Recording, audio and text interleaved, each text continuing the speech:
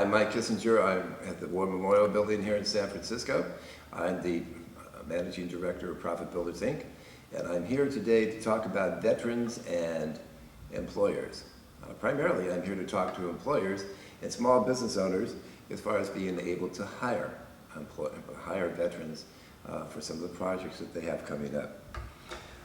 One of the things that this program is going to cover and what it's good for is for veterans who own a small business. It's for veterans who are considering starting a small business, and it's for vet-friendly employers or small business owners who are considering expanding their employee base.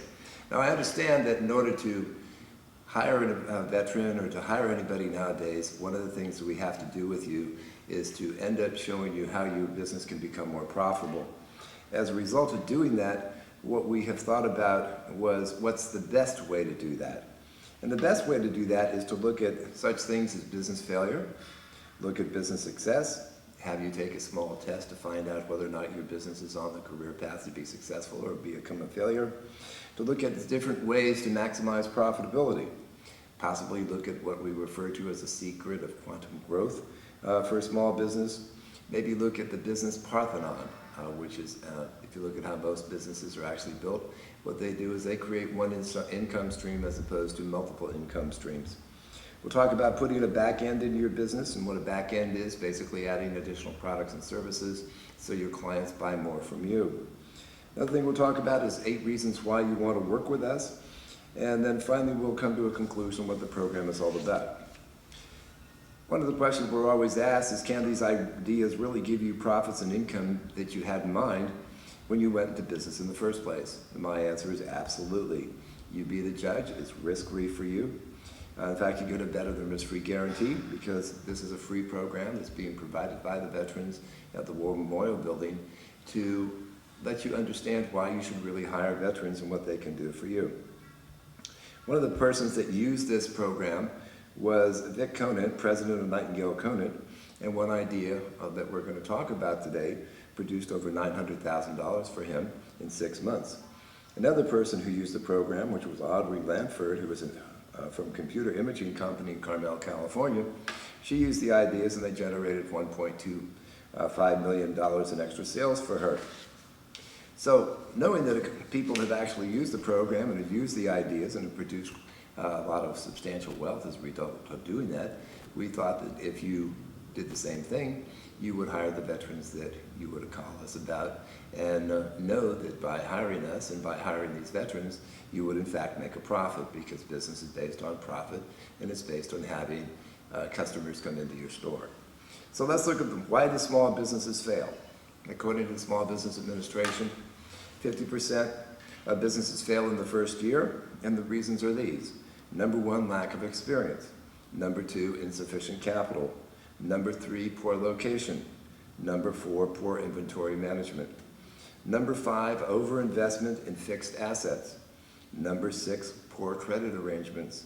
Number 7, personal use of business funds. Number 8, unexpected growth. Number 9, competition. And number 10, low sales. Now, we are in California, and we look at business reports by Dun & Bradstreet. And Dun & Bradstreet looked at its 23 million businesses, and they concluded that California's small business failure rate is 60% higher than the national average, and it's the worst of all states in the United States. Nevada was next with a failure rate of 65% as far as looking at the national average. New Hampshire was 38%, Tennessee was 36%, and Colorado was 33%.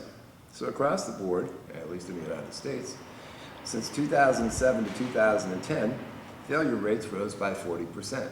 And the question is why? And what are you doing that's causing those failures? The major reasons for business failures is starting a business just for the sake of starting it.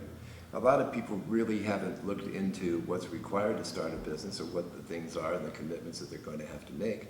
And even if they do start a business, what we find is that most people, rather than creating a business, have basically created a job for themselves.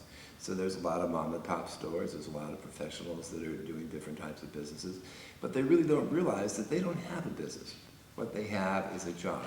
And once they start looking at that job and they say, well, is this something I have passion for? Is this something that I really want to do? Am I strong-willed to create it? Am I building a business that I want to build that's going to last, that doesn't require my time and effort? Then they start realizing that maybe what they're doing is, by getting off the job notion and start looking at business as being a business, then they can actually build something that's going to be working for them.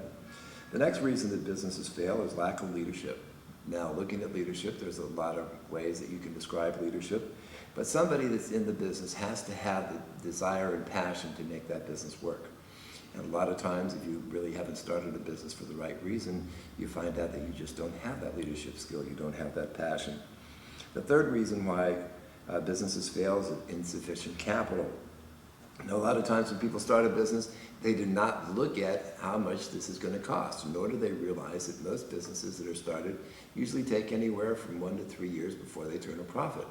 So depending upon your skills, the training that you have and whatnot, you find out that you haven't really prepared for that. So let's say that you've only prepared for 6 months. You figure I'm going to make some money in 6 months, and you find out that most businesses take 2 years. How does that set you up? The fourth reason for business failure is locality. Now, if you're in the real estate business, you find out that location is what most real estate people tell you when they're looking to buying a house or buying a property. When you're looking at a business, you want to consider the niche for your business. You want to consider the kind of customers that you're actually looking for. You want to look at the quality of the location that you have. You want to look at whether or not that area that you're at is a business-friendly environment. And you want to know whether or not the business is well equipped for the neighborhood that you're working in. So a lot of people decide, well, I'm going to say go to West Portal, or I'm going to go down to Market Street, or I'm going to go to a different location, and they never really assess the value of what that business is going to be within that given location. They would never even ask if businesses have failed within that same location or within that given area of the city that they're located in. So looking at business failure as to locality is a big issue. Another thing that we find is that a lot of business owners do not understand planning the business and planning the requirements. And what we try to have them understand is that you need a foolproof plan that will allow you to succeed. Those things include such as goals, future targets, plans for your business. Where is it going to be 5 years from now, 10 years from now? Is it going to be in business at all? Another thing is looking at the total office setup, including the employees and the infrastructure for that business. Another one is, what about the financing and the backup that you need, or the management that you're going to have to look at, or the types of employees that you're going to have to hire or retain. Then you have a market analysis. What does the market really tell you when you're looking at establishing a business that you want to be successful in? Is that a business that's on the rise? Is the market telling you that there's not enough income that's available through that? Such as looking at the printing industry, for instance, because of new technology, because of the fact that a lot of these printing jobs are sent out of the country, you find out that you will not be very successful unless you do this market analysis to see how well it's going to work for you. What about promotional strategies? What we find out is that most businesses that are started, what they do is they look at the industry and they say, well, how is this business within this industry being marketed? And what they find out is the promotional strategies that are being used by, say, 95% of the people in the industry do not produce a profit. So they don't talk to experts and find out what's the best promotional way to establish that business so it becomes more successful. And finally, one doesn't look at their strengths and weaknesses that they have themselves. Are they really prepared to build a business? Do they have the stamina that's required? Are they healthy enough to do that? Do they have the intelligence? Are they in the process, or do they want to create a business team that allows them to become successful? So those are some of the things that you look at as far as properly planning a business. The other thing that you look at is lack of modern technologies and techniques. What we find out is if you don't have techniques that are modern, your business is going to fail. What you find in most of the businesses you look at on the street, the mom and pop things and those sort of things, small businesses, they're not up to date in their technology. In fact, I deal with a lot of contractors, and it's very sad to realize that contractors should have a website. In fact, if you go through most contractors and you look at them, almost 60 or 70% don't have a website. And I'm not promoting websites, but I'm saying that if you look at the content that's available on a website and how many times you're going to repeat the same story to multiple customers, it's more in your best interest to really have a website and have the technology and the pre-printed documents that you need in order to promote your business. Another reason that businesses fail, which is number 7, obviously is for starting it for the own reasons. You know, when I was working in construction, everybody wanted to be the boss. But the point of being the boss is this being the boss really what you want to be? You want to spend more time with your family. So we have a philosophy that when you start your own business, you only work half a day. The question is, are you going to work the first 12 hours a day or the second 12 hours a day? You know, are you going to end up looking at being a boss and looking at all that responsibility if you have poor management skills and performance skills?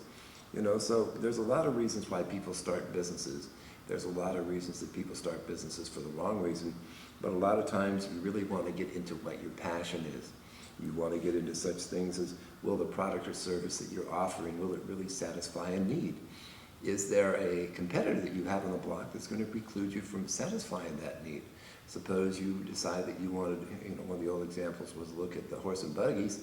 When they had the horse and buggy, everybody thought that when they had that was going to last forever. Then Henry Ford comes along, we create the car, we have superhighways, we have planes, we have jets, and the people that were there lost their businesses because they did not understand the trends of technology and how that was going to work. The other one is poor management. And what we find out is that a lot of business owners, when they fail, they have not properly managed their business. They haven't looked at the primary things that were important, such as finance, purchase and selling products, production, hiring, managing the employees that they have. Another reason that businesses fail is insufficient capital, and obviously that's a big thing, and we talked about that a little bit in the beginning there. When you look at insufficient capital, how much do you need? If most people would do an assessment of what they needed, they would find out that when they start businesses on a shoestring, if they looked at the timing and the management principles that they had to have, they would realize that they just really weren't there, and they needed to have their opinions and their desires and whatever become a lot more realistic with what was happening in the marketplace. The 10th reason that businesses fail, obviously, is location, and location obviously is a big thing. So we always want you to look at where your customers are. A lot of times when you talk to different people and say, well, what would you rather have? If you could have anything in your business, what would you want it to be? So we go through all the questions that they have and whatnot, and we find out that the biggest thing that you need to have a business be successful is a starving crowd. If the crowd is starving and they want your products and services, you're always going to be successful because you can get the type of traffic that you need in order to make it work. What about accessibility of your business? What about parking and lighting? What about location of competitors? What about the condition and safety of the building? A lot of times people have these mom and pop stores and they never look at the outside of the building. They do nothing to make that business attractive so they attract clients to walk in the door. Another one is looking at the history or the community flavor and receptiveness for a new business that's going to start, or one that's there for a long time. The 11th reason why businesses fail is lack of planning. And we talked about planning a little bit, but what about a strategic plan? What about a business plan? Most people don't realize that they need a business plan. In fact, almost 70% of the businesses that are in business today don't have one. Almost 80% of the businesses that are in business don't have a marketing plan. Very few of them really work on a strategic plan for growth. So looking at the number 11, saying, okay, well here we have the 11th reason for business failure. We know that there needs to be a source for people to reach these things and to be able to address them properly. What about a financial plan? What about an analysis of your competition?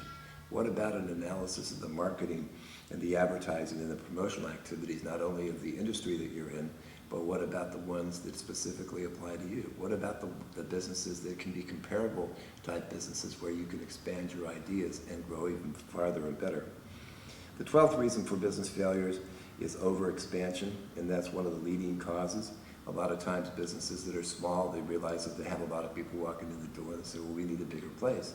They don't realize that potentially they could use technology, they could use better sources of distribution, they could use better marketing techniques and reduce the size space that they had, and yet be able to make more money than what they're doing. And the next one is, obviously, was my new website one, and I can't stress that enough, to say, okay, if you don't have a website, If you don't use the technology that's available to you today, such as Twitter and Facebook and that sort of thing, where is your business going to be in the future? So the next thing we're going to talk about is a little test for you, and this is a yes or no type question and test. You're looking at how successful your business is going to be in the future. If you have the quality, write yes. If you don't have the quality, write no. So the first one was lack of experience for business failures. Do you have enough experience in order to be successful in your business? The second one was insufficient capital. That's either yes or no on the money issue. What about poor location? Are you in the best location that you can be in? The next one is overinvestment in fixed assets. Are you putting too much money in your business in order to get the type of money out of it that you need? The next one is poor credit arrangements. Suppose you needed a loan, $5,000, $100,000. Have you set that up so you can meet that? The next one is personal use of business funds. There's a lot of businesses that take money out of the business and don't really realize the impact that that has on their business, both as far as credit and those types of things. Are you taking too much money out of your business, or are you keeping track of how that's working out for you? Especially when you consider selling that business.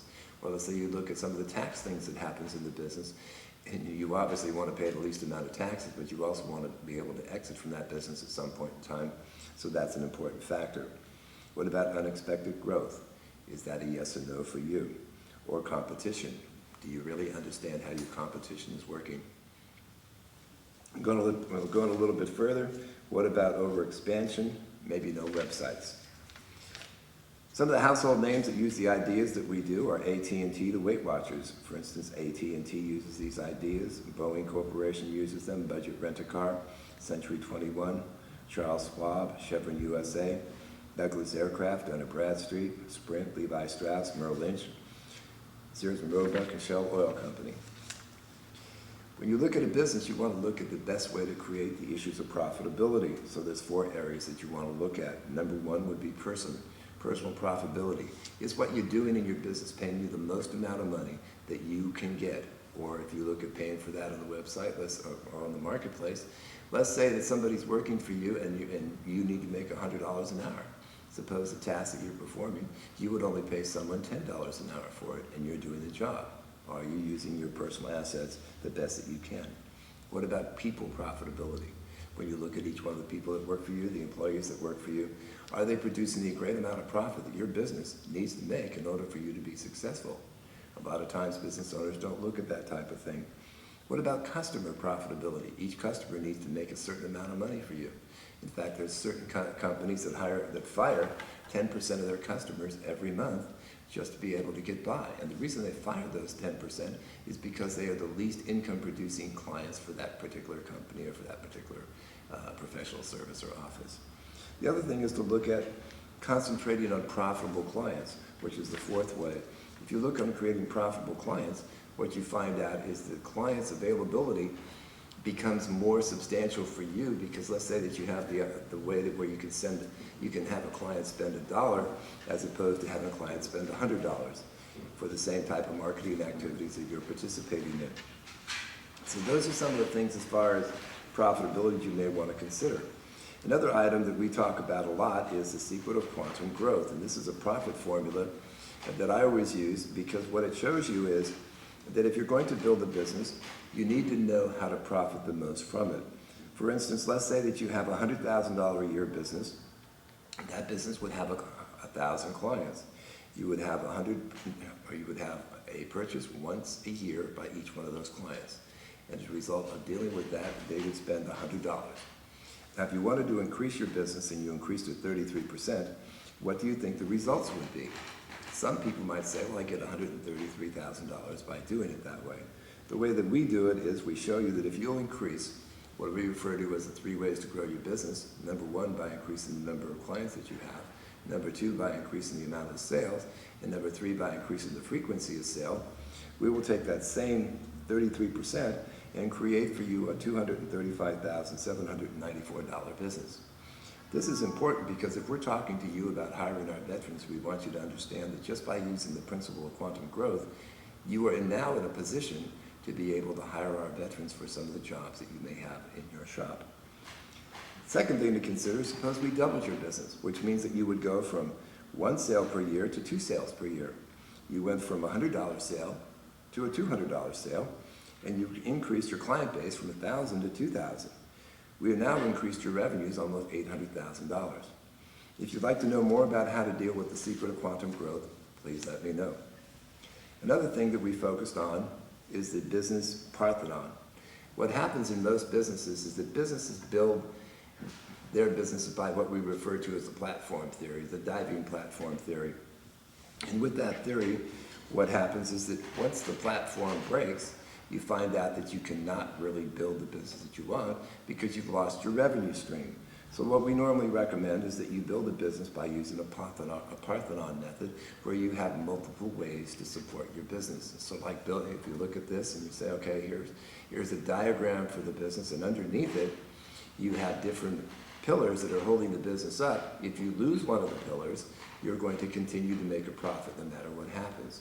So some of the ways that you can do that is by direct sales. Some of the ways you can do that is by referrals or telemarketing, maybe joint venturing, direct mail, advertising, back-ending your business so you can end up selling more products and services to clients, or maybe endorsements. We have a whole series of ways to do that, and we refer to that as the 3 ways to grow your business system. And what this business system has done is created $6.5 billion in additional profit, and I say additional profit, for the companies that have used it, and it's been used by about 10,000 companies. So if that's something that you'd like to do or to find out more about, please let us know.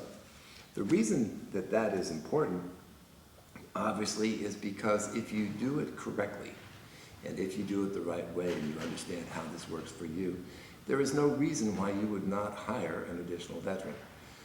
For instance, let's say that we put a back end into your business, and a back end is basically where you add more products and services to an ongoing existing small business. Most small businesses only have single line products. Maybe they sell telephones, maybe they sell real estate, maybe they sell construction, maybe they sell whatever it is that they're selling.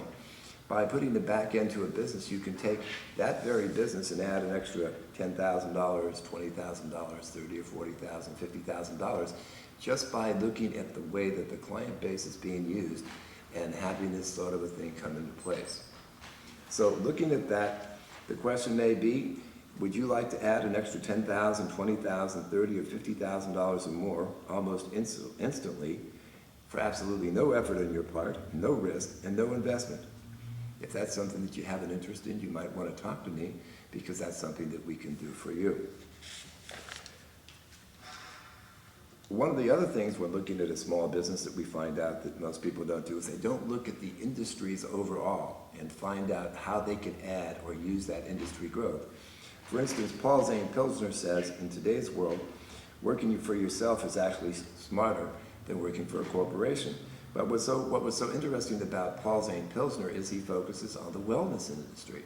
And he says by the year 2016, there'll be 10 million new millionaires created just because the way the American economy is going, should you focus on that particular industry.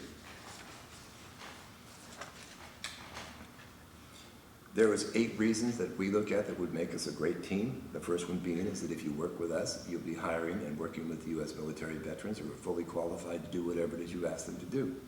Number 2, we'll make a great team because we'll be stimulating your thinking. We use the best philosophies and the best technologies in America in order to do that. Number 3, you'll uncover profit opportunities you might not otherwise have looked at, such as the back-end opportunity. Number 4, we'll simplify everything that you do about your business. Number 5, we'll lift your company above the competition. Number 6, we'll implement specific no-nonsense profit-boosting techniques that allow you to do that. And number 7, we'll move your business ahead every month.